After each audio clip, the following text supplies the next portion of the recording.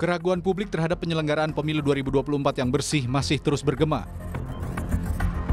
Tidak hanya dari masyarakat, tapi kecurigaan sesama pasangan calon presiden calon wakil presiden.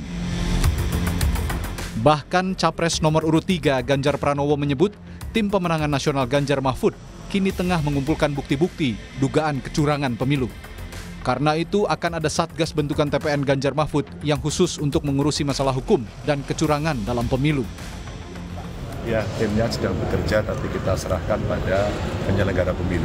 Tentu saja dengan situasi seperti ini kita mesti prepare, TPN menyiapkan lembaga yang bisa mengurus hal-hal yang tidak kita inginkan sebagai sebuah bentuk antisipasi. Dan mudah-mudahan dengan kondisi-kondisi ini semua akan kembali pada jalan yang benar. Tim kampanye nasional Capres-Cawapres Prabowo Subianto Gibran Rakabuming Raka pun mengungkap ada indikasi dugaan kecurangan pemilu terjadi saat penjabat Bupati Sorong yang diminta memenangkan salah satu pasangan calon. Iya, yang disorong. Ya, bagaimana mungkin seorang penjabat bupati ya diduga diminta memenangkan salah satu pasangan calon. Ya, itu kan bukti yang sampai saat ini belum secara substantif dibantah bahkan oleh Pak Menko Polhukam yang notabene juga cawapresnya Pak Ganjar. Jadi memang ini potensi pelanggaran ya bisa terjadi di mana-mana dan kita tentu mengantisipasi.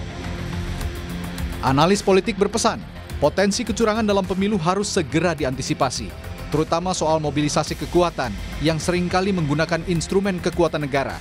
Pasalnya hal ini dapat memicu konflik horizontal. Kalau kita bicara terkait dengan konteks kecurangan, kecurangan itu adalah sebuah praktik yang dilakukan secara tidak vulgar, tetapi kemudian dilakukan dengan cara-cara yang barangkali terstruktur, sistematis, tetapi tidak ditunjukkan di hadapan publik. Nah, terkait dengan hal itu, memang kecurangan ini yang kemudian berpotensi memunculkan dispute, memunculkan perselisihan yang justru bukan hanya pada level elit, tetapi pada level di akar rumput yang seringkali memicu konflik dan juga benturan antara kekuatan. Kekhawatiran publik akan penyelenggaraan pemilu 2024 yang tidak bersih, jujur dan adil mesti segera dijawab. Tidak cukup dengan penegakan hukum, tetapi juga kesadaran elit untuk menjunjung etika dalam berpolitik. Tim Liputan, Kompas TV.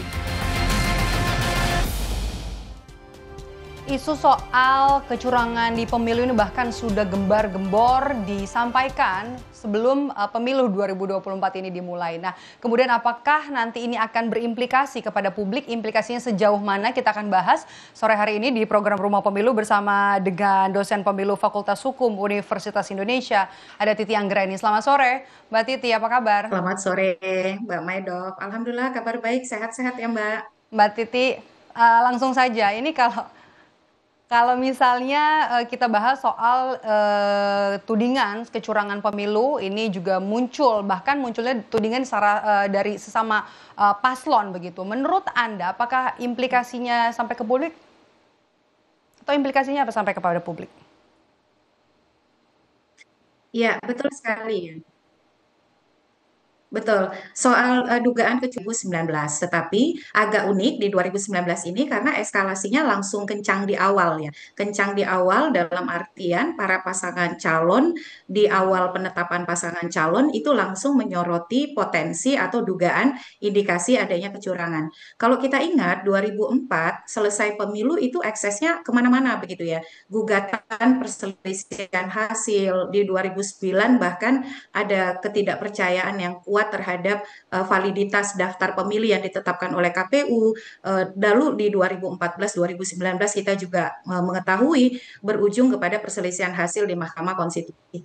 Nah, satu sisi ini ada hal yang baik ya, karena pengawasan di antara pasangan calon itu diharapkan bisa membuat kompetisi betul-betul berjalan dengan sesuai aturan main. Membawa hal-hal yang dulu praktiknya di ruang gelap itu ke dalam ruang yang terang dan dibongkar gitu ya. Karena para pasangan calon dan partai politik adalah pihak-pihak yang paling punya kapasitas untuk membongkar kecurangan. Mereka punya personel, punya sumber daya, punya anggaran, kekuatan, tenaga.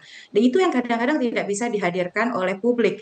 Tetapi di saat yang sama, kalau tradisinya bukan mengandalkan data, fakta, tetapi sekedar asumsi, dugaan-dugaan, lalu diikuti dengan laporan-laporan membabi buta, itu eksesnya bisa kepada memburuknya keterbelahan di masyarakat dan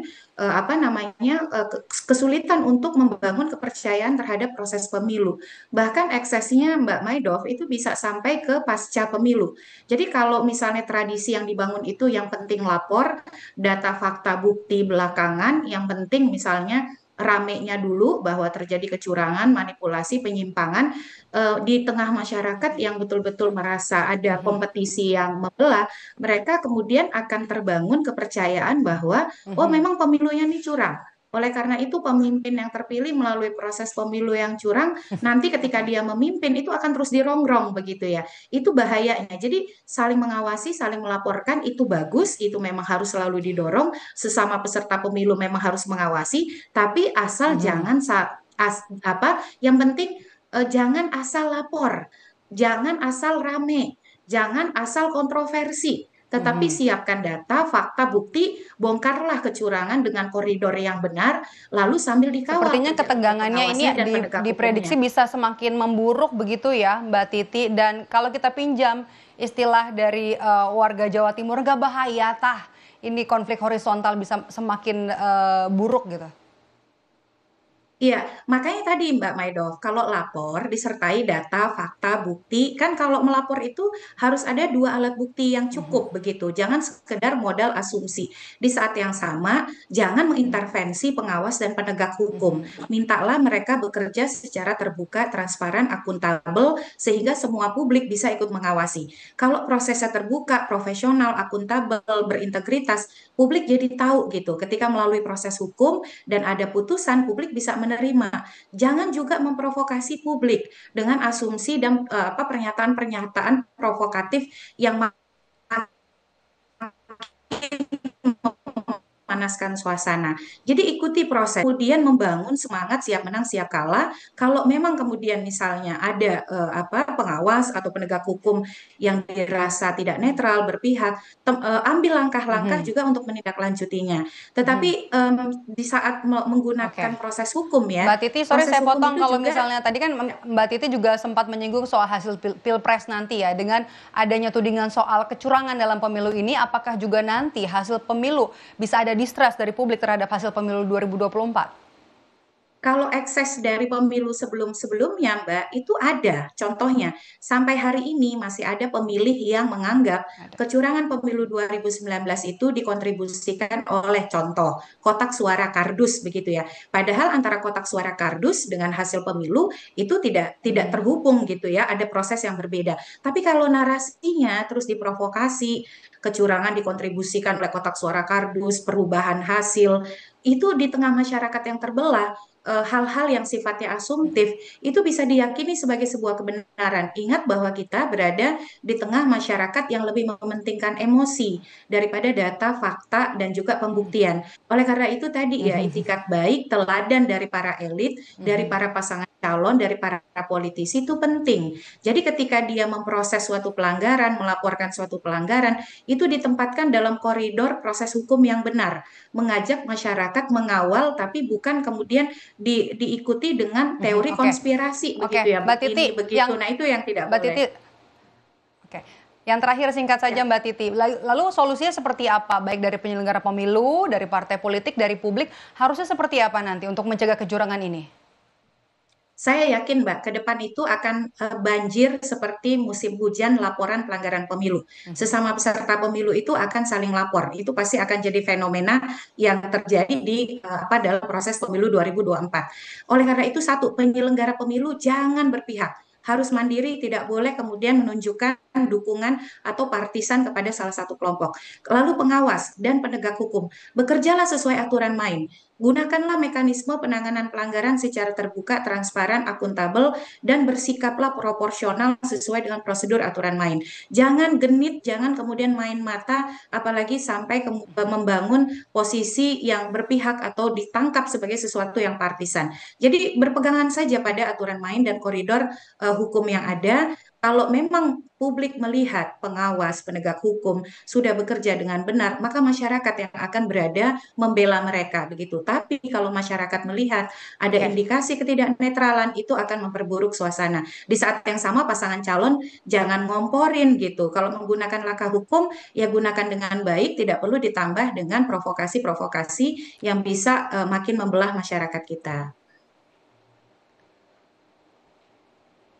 Oke, baik. Artinya penyelenggara pemilu jangan genit, lakukan saja pekerjaan sesuai dengan apa yang memang sudah sesuai dengan aturan, jangan larak-lirik begitu ya, supaya nanti hasil pemilu kita, pemilu 2024 juga bisa dipercaya, bebas dari segala bentuk kecurangan. Terima kasih dosen pemilu FH UI, Mbak Titi Anggreni sudah bergabung bersama kami di program Rumah Pemilu. Saya selalu, Mbak Titi.